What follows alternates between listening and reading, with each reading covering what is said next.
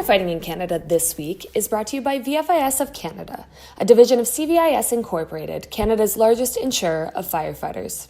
In recognition of the final day of firefighting in Canada's third annual Wildfire Week, sponsored by WaterX, we're bringing you a special edition of Fire TV focused on how wildfire preparations in Canada are being affected by the COVID-19 pandemic.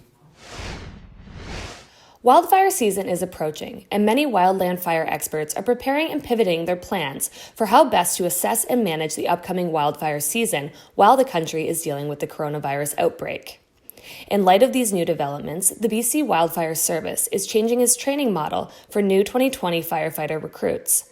Several events, like the highly anticipated Wildland Urban Interface Symposium in Penticton, BC, have been postponed as a result of the virus.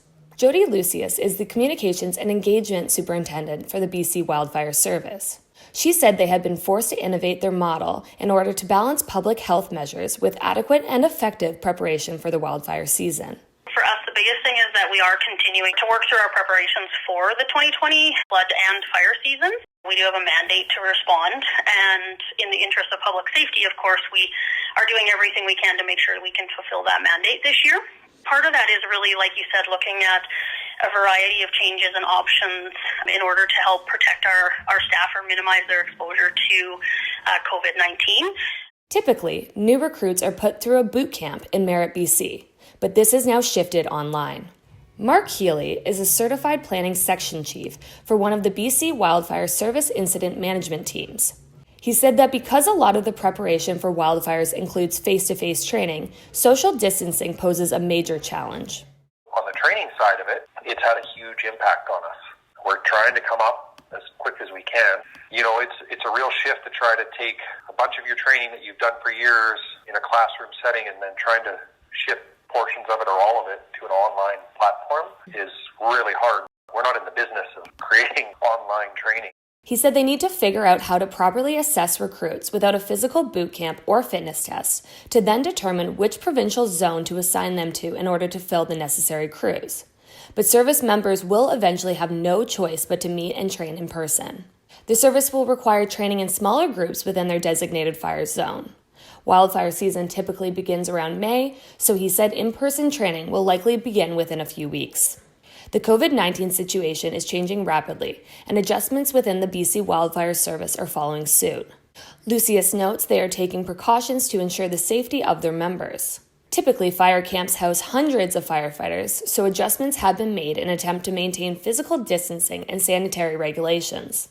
This includes added laundry and shower facilities, hand washing stations, and adjusting and adding sleeping quarters. Lucius also said the service is exploring other safety precautions in an attempt to minimize any risk of exposure.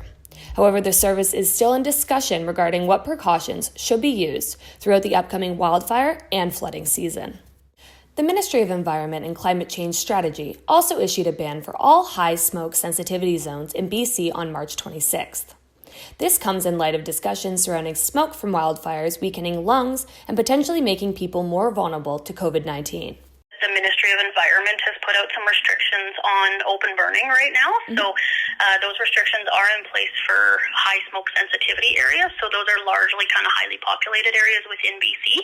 And so open burning, for example, is not allowed in those areas right now. And we've worked closely with them on that. And that restriction is largely in place because of COVID-19 and the impacts of smoke on anybody who may have that illness or maybe kind of at higher risk for it. And so we are continuing to look at whether we need to expand on any of those restrictions or perhaps put additional restrictions in place.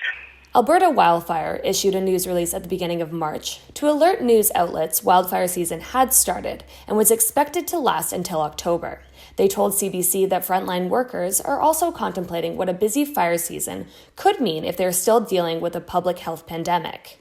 They are also grappling with staffing issues, as they often fly in experts and firefighters from other provinces. That may now be complicated by travel restrictions, flight cancellations, and layoffs at Canada's major airlines. Alberta Premier Jason Kenney said there would be fire bans put in place in wilderness areas before this weekend as a preventative measure. In Ontario, in order to ensure public safety and well-being during the evolving COVID-19 outbreak, The province also declared a burn ban on April 3rd, effective until further notice. There are inherent risks with wildland firefighting. Healy said this year, COVID-19 is simply an added inherent risk that firefighters will have to remain aware of. If you think about a fire, they're not static and stay in one place in a wildfire setting, so we're pretty good at adapting on the fly, and I think we have the ability to adjust to that and be aware of that. Thanks again to VFIS of Canada, a division of CVIS Incorporated, Canada's largest insurer of firefighters. Stay tuned for our next episode on Friday, April 17th.